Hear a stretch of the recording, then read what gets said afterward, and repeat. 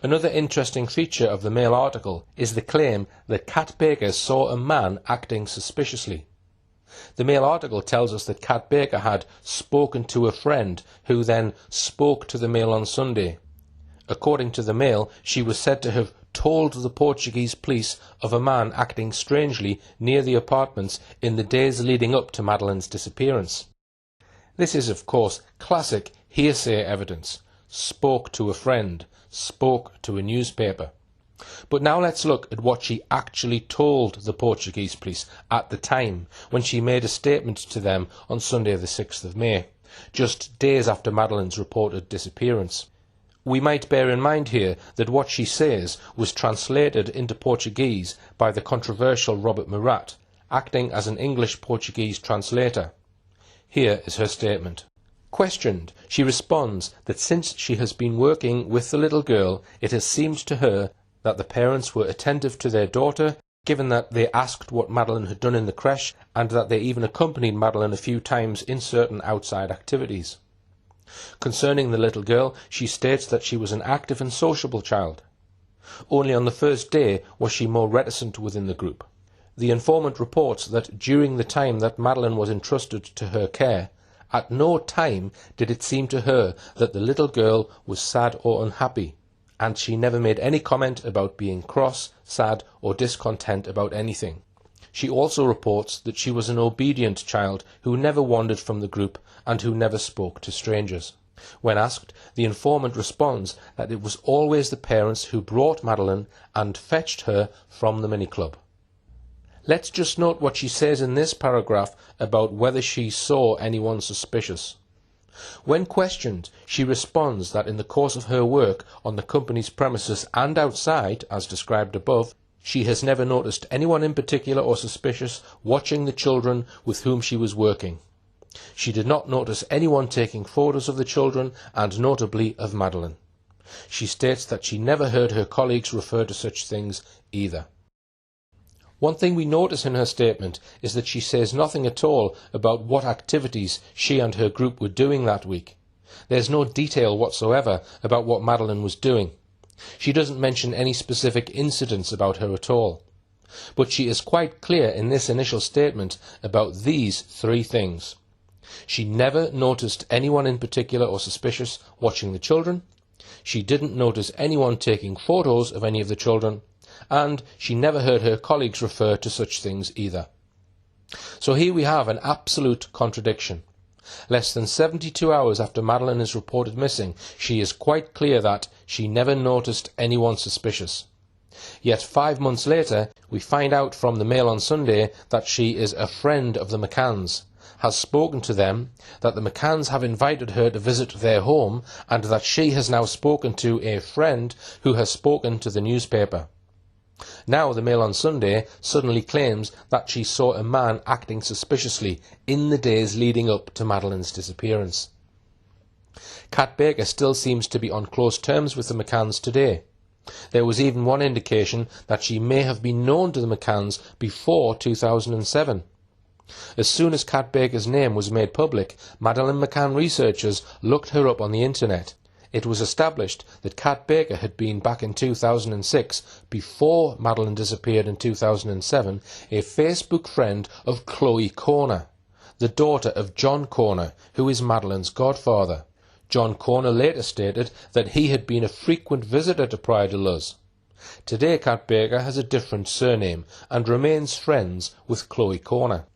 So already we have two reasons for not trusting Kat Baker as a witness of truth.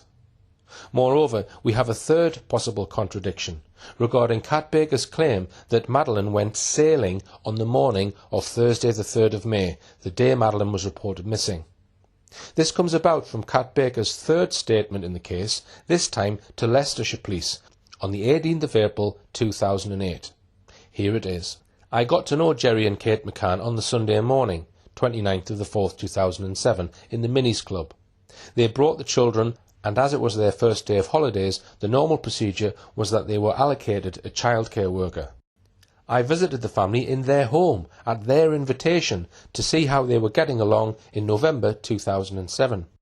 On Thursday the 3rd of May 2007, I remember Jerry having accompanied Madeleine to the club between 9:15 and 9:20 that morning. I do not remember who came to pick her up for lunch, but after, she returned in the afternoon for a dive/swim. On this day I remember that we sailed and I saw friends of the McCanns on the beach. Around 14:45, Madeleine returned to the Minis Club on top of the reception, but I do not remember who accompanied her. This afternoon we went swimming. Kate went to get Madeleine from the tapas bar area, and according to what I remember, she was wearing sporting clothes, and I assumed she was participating in some form of athletics. It was around 15:25 to 1800. I think that Jerry was playing tennis. There was one occasion on Thursday the 3rd of May 2007, around 10:30 in the morning, where she cried at the launch of the yellow safety boat in the ocean where all the children were sailing. She was scared and fearful and cried on my lap, "I am scared, I am scared." We only used the launches to transport the children to the small yellow boats. When we returned to the other boat, she was happy again. She sailed in the small boat, and even though some children had the opportunity to return to the port, she stayed for a second time in the small boat as she appeared to be having a good time. Looking in more detail at her statement, she told the police that during the first 2 days, Sunday the 29th and Monday the 30th of April, the children played and did activities in the sand. On Thursday, she says, they sailed to the next beach in the morning in a small yellow catamaran.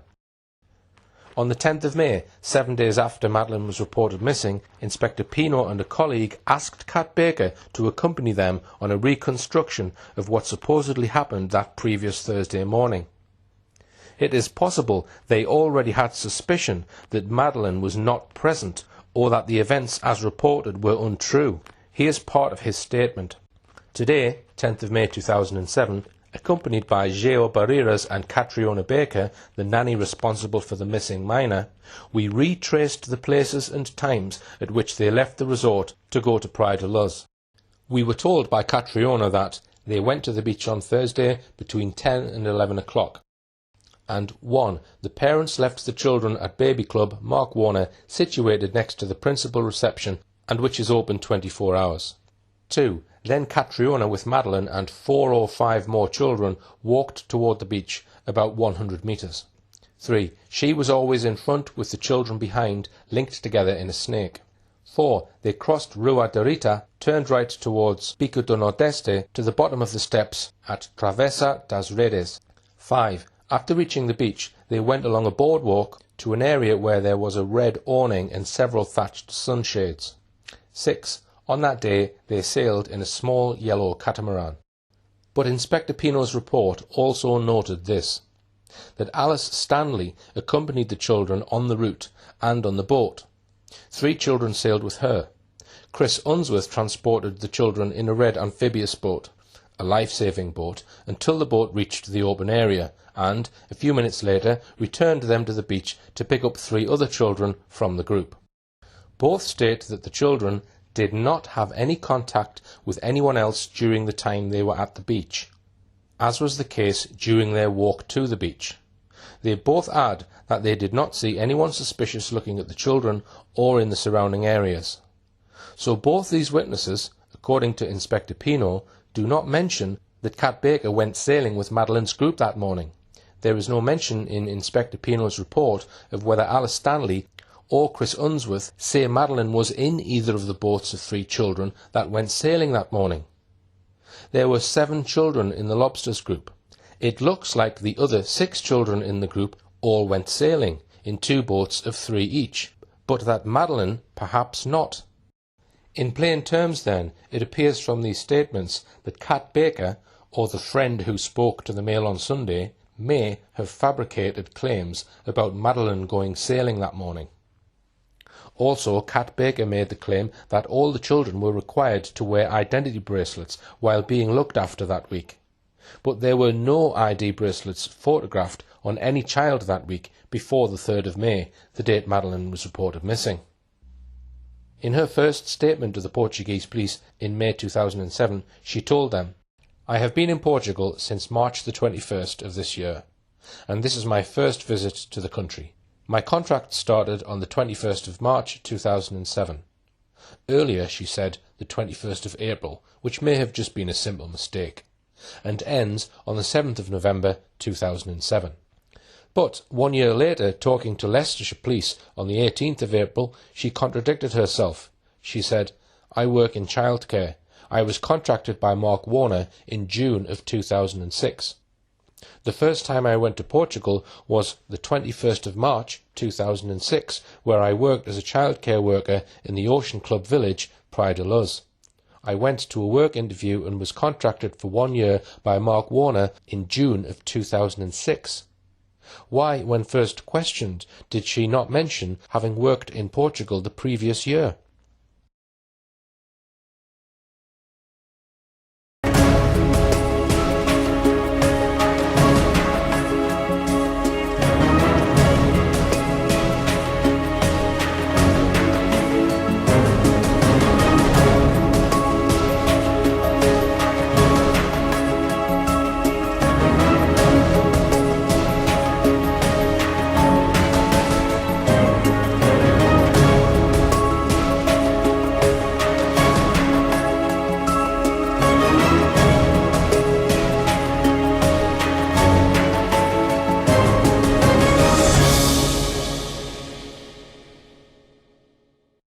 There is one particular incident that stands out from that week, which, it is said, really does prove that Madeleine McCann was alive on the Tuesday at least. And that is the testimony of an 82-year-old widow, Mrs. Pamela Fenn, who died in 2011. She told the police, though only 3 months later, as we shall see, that she heard a child, presumably Madeleine, crying from 10:30 p.m. to 11:45 p.m. on the evening of Tuesday the 1st of May. She says that she then heard a door closing at 11:45 p.m. and then the crying stopped. On the face of it, there is no reason to suspect that this was anything other than the unvarnished truth. Why would an 82-year-old widow lie about anything, especially something so serious? But, as with almost everything in this case, nothing is quite what it seems. So let's now probe her statement in detail. I will read out the relevant parts of her statement. Mrs. Pamela Fenn, 20th of August 2007. She has lived in the apartment since 2003. She also refers to the day of the 1st of May 2007 when she was home alone. At approximately 22:30 she heard a child cry, and that due to the tone the crying seemed to be a young child and not a baby of 2 years of age or younger. That night she contacted a friend called Edna Glynn, who also lives in Praia de Luz, after 2300 hours, telling her about the situation, who was not surprised at the child's crying. On the 3rd of May she received a visit from her niece Carol during the morning, who said that when she was on her terrace she saw a male individual looking into the McCanns' apartment. She claims, however, that a week previously she was the victim of an attempted robbery, which was not successful, and neither was anything taken, thinking that the crying of the child could be linked to another attempted robbery in the residence. So there are 3 elements to her story. 1, she says she heard a child crying for 75 minutes continuously on Tuesday the 1st of May, 2 days before Madeleine went missing. 2, she says she was burgled in the week before Madeleine went missing. And 3, she says on the day Madeleine went missing, her niece, Carol Tranmer, visited her and happened to see a man peering suspiciously into the McCanns' apartment. But first, let's notice when she makes her statement. She does so on the 20th of August 2007. That's over 3.5 months, or 111 days since the date she says she heard the crying on Tuesday the 1st of May. So exactly how did Mrs. Fenn's statement, with its dramatic news of a burglar, a suspicious man, and a child's crying for 75 minutes come about? By looking at the lead-up to it, this will help us to form a view on whether Mrs. Fenn was telling the truth or not. Newspaper coverage about Mrs. Fenn in several British newspapers suddenly broke on Saturday the 18th of August 2007. It's strange that the story broke 2 days before she gave her statement to the police. This is what the Sun told us. Their story was headed, "Your sis, Maddie, is missing," and featured the McCanns' claim that only now, 3 months after Madeleine went missing, had the McCanns told their twins, Emily and Sean, that Madeleine had been abducted. But the story also made these revelations about Mrs. Pamela Fenn. The Portuguese cops are again under fire. The woman living in the apartment above the McCanns claimed she had not been spoken to by police until the British team arrived 2 weeks ago. Expat Pamela Fenn told them she disturbed a burglar at her apartment about 3 weeks before Maddie vanished. She is now to give a formal statement to Portuguese officers. A friend said she was surprised that neither the police nor the McCanns had approached her before. Pamela also said that her niece, who stayed with her the week Maddie disappeared, spotted somebody fitting the description of a man seen carrying a child away under a blanket. The pal added he was acting suspiciously. I have no doubt that the so-called friend mentioned in this story is none other than the McCann's official PR spokesman, Clarence Mitchell, whose job at the time Madeleine was reported missing was the head of Tony Blair's propaganda machine, the Media Monitoring Unit at the Central Office of Information. In this story, the burglary is said to have taken place 3 weeks before Madeleine went missing, not 1 week as she says in her official statement. The article quotes the friend as saying that Mrs. Fenn was surprised that the police had not approached her before. Surely the much greater surprise is that Mrs. Fenn had done nothing for 3.5 months to report an attempted burglary, a suspicious man hanging round the McCann's apartment, and hearing a child sobbing her heart out in the apartment below her for 75 minutes, 2 days before she was reported missing. And we must ask ourselves, how likely is it, in the aftermath of the alleged abduction, the police would fail to visit whoever lived immediately above them to find out if they saw or heard anything that night? The article also says that Mrs. Fenn's niece, Carol Tranmere, stayed with Mrs. Fenn that week. However, Carol Tranmere told the police that she had stayed elsewhere in Portugal and only visited her aunt on a couple of occasions. Another contradiction. Mrs. Fenn's niece, Carol Tranmere, later said that the man she said she saw fitted the description of a man carrying a child away under a blanket. But it wasn't until late October, nearly 6 months later, that the McCann team released this artist's sketch of the man supposedly seen by Jane Tanner. Before then, there was no detailed description of him. So what description could Mrs. Fenn and her niece, Carol Tranmere, be referring to? It could only be the vague description given out by Jerry McCann on the 25th of May to the world's media, as reported by the BBC that day when they described the man as white, 35 to 40, 5'10" in height, wearing beige or light trousers, wearing dark jacket and shoes. Leaving aside the clothes the man was wearing, such a description, white, 35, 5'10", could fit any number of individuals. Many of the 400 or so guests at the Ocean Club that week were parents of European origin of children under 5. It could have been almost any of them. So on what basis could Carol Tranmere declare that the man she saw for a few seconds fitted the description of the man seen by Jane Tanner? The Daily Mirror added some detail about the alleged burglary. It told its readers, Pamela Fenn said a man broke into her flat weeks before Madeleine disappeared. There was no sign of a break-in, and it's thought the intruder may have had a key. She reported the incident to Portuguese police, but they did not question her again. The report went on. Mrs. Fenn, who was in her 70s, found the man scrambling out of the window and tried to grab his ankle, but he escaped. Whether Mrs. Fenn did report this incident at the time to the police is a moot point. I am not aware that they have confirmed that Mrs. Fenn reported this to them. In any case, if one looks at all the reports about whether Mrs. Fenn did or did not report this to the police at the time, it is very confusing. One version is that she didn't report the incident at the time, another is that she never reported it at all, another is that she never reported it all, yet one more says that, because nothing was stolen, she thought it unimportant, whilst a fourth, contradicting all the others, said she was beside herself with fear and contacted the police. These inconsistencies do not inspire confidence in Mrs. Fenn as a witness of truth, or at least those reporting what she said. But now, how credible is this statement? Found the man scrambling out of the window and tried to grab his ankle. Especially when we see how far Mrs. Fenn's windows were above the ground level. And also considering that Mrs. Fenn was 81 years old at the time, not in her 70s, as wrongly stated in some newspaper reports. The drop from the window of the flat to the ground must be 12 to 15 feet, meaning that he would have likely to have suffered injury if this story is true. But she says nothing about what happened to him after he scrambled out of the window. Did he run off? Did anyone else see him jump and report it? And did she really try to grab his ankle? Did she nearly catch him with her outstretched arm as he was in the very act of leaping out of the window? The Mirror report continued. Mrs. Fenn's information only resurfaced after British police reviewed the case 2 weeks ago. Mrs. Fenn will now be formally interviewed for the first time on Monday. The timing of all these newspaper reports is of great interest.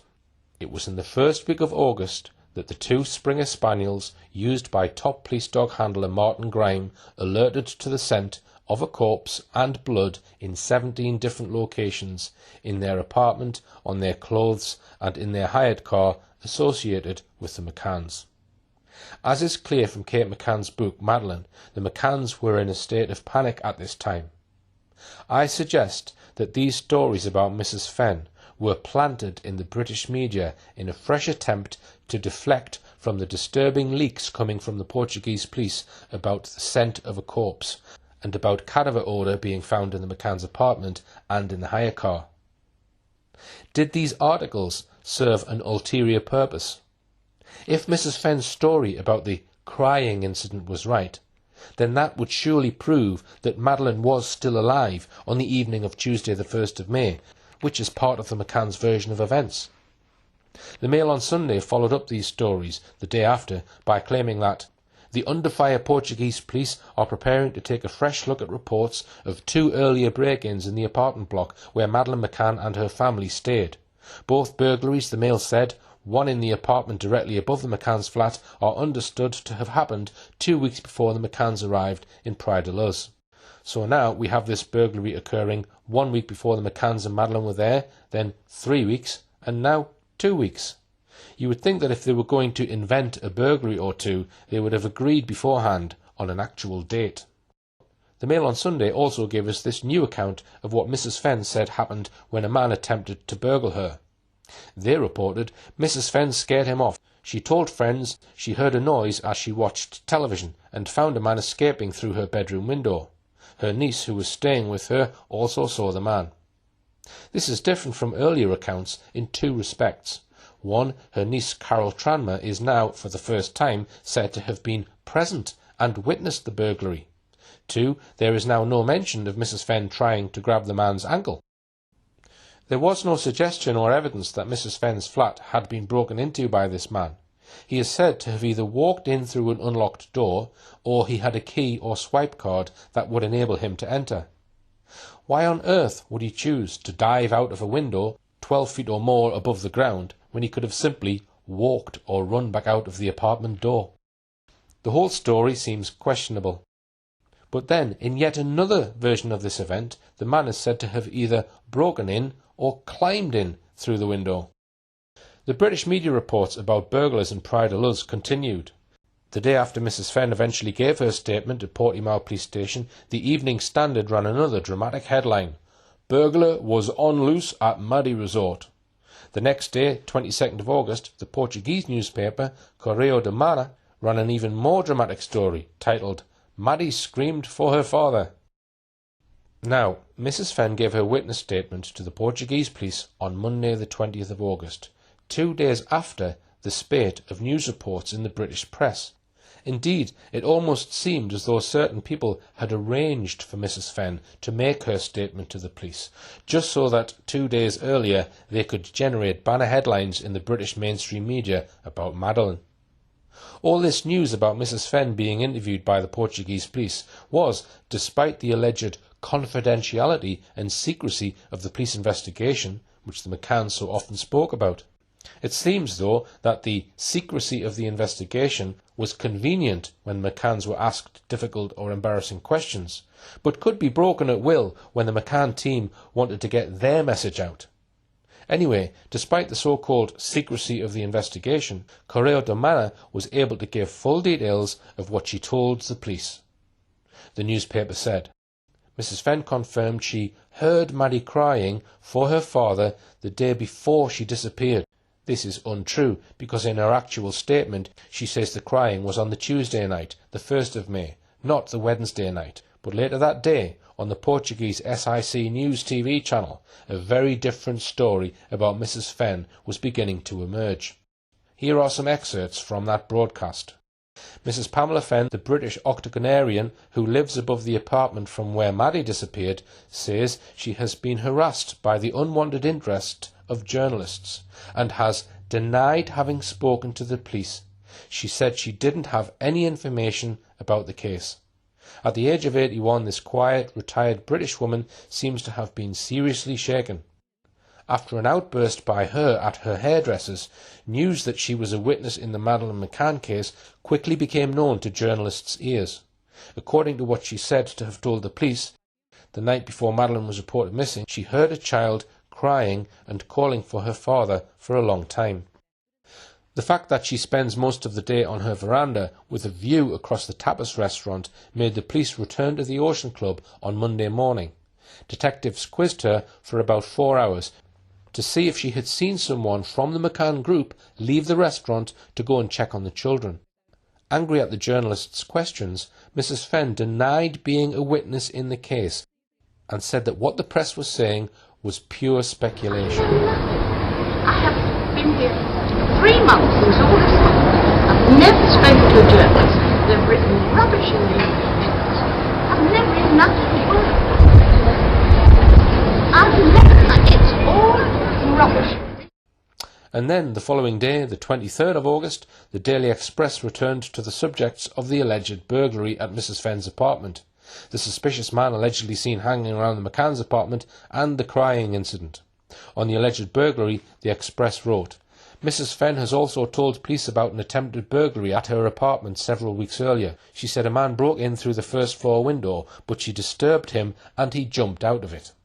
The source said she did not think it was significant. She has lived in Luz for some time, and at her previous address was the victim of burglaries on a regular basis. There are lots of drug addicts in the area who prey on tourists' apartments. Nothing was taken, so she did not initially report it to the police. There are several points to note here. 1. In this report, and I think this bit is true, she never reported this break-in and attempted burglary to the police at the time. 2. She thought it of no significance. 3. We're told this incident was not 1 week before the McCanns went on holiday to Praia de Luz, not 2, not 3, but now several weeks. And 4, no longer did the man enter the room with a key, but now he is said to have broken in through the first floor window, even though it was some 12 feet or more above the ground, and there was no obvious way to climb up to it. But now we get a whole new burglar story in the Express, a second burglary. The report of an intruder echoes the experience of a Scottish holidaymaker at the Ocean Club Resort just 3 weeks before Madeleine went missing. The woman told police that an intruder used a key to enter her apartment at the Mark Warner Run Resort on the first night of her stay, making off with personal belongings and £500 worth of currency. It was in the same block as the one where the little girl was taken from, she said. The police were called. They told us someone with a key had got into the flat. There were no broken windows and no forced entry. The Scottish holidaymaker wasn't named, so the story could not be checked. There's no credible evidence, to my knowledge, to support either burglary. Regarding the story that Mrs. Fenn's niece, Carol Tranmer, had seen a suspicious man lurking around the McCann's apartment, the Express also purported to reveal new details about this. They told their readers, Mrs. Fenn's niece, who has now been interviewed by detectives in Britain, spotted a suspicious-looking man hanging around the McCann's apartment about the time Madeleine disappeared. She told detectives that he matched the description of a suspect seen by Jane Tanner, one of the McCann's holiday friends. Miss Tanner reported seeing the man rushing away from the apartment with a child wrapped in a blanket under his arm. A second witness spotted the man minutes later rushing past the church in the resort and heading to the seafront. The dark-haired man was wearing white trousers and a dark jacket. I made the point earlier that Carol Tranmer in August would only have known that the alleged abductor was white, 35 to 40, 5'10" in height, nothing else. Not until late October was this artist's sketch of the abductor released to the public. So how could Carol Tranmer be so sure that the man she said she had seen matched Jane Tanner's description? But now, in August, we hear from the Express about a man with dark hair, dark jacket and white trousers heading towards the sea, also carrying a child. The Express says that both the man seen by Jane Tanner and the other man were rushing. Those of you who have watched my film The Phantoms will instantly recognise this man with dark hair, dark jacket and white trousers. It is the description given to the Portuguese police by Irishman Martin Smith and 2 members of his family. And in my film I produced persuasive evidence that this alleged sighting, which I call Smith Man, may also have been fabricated.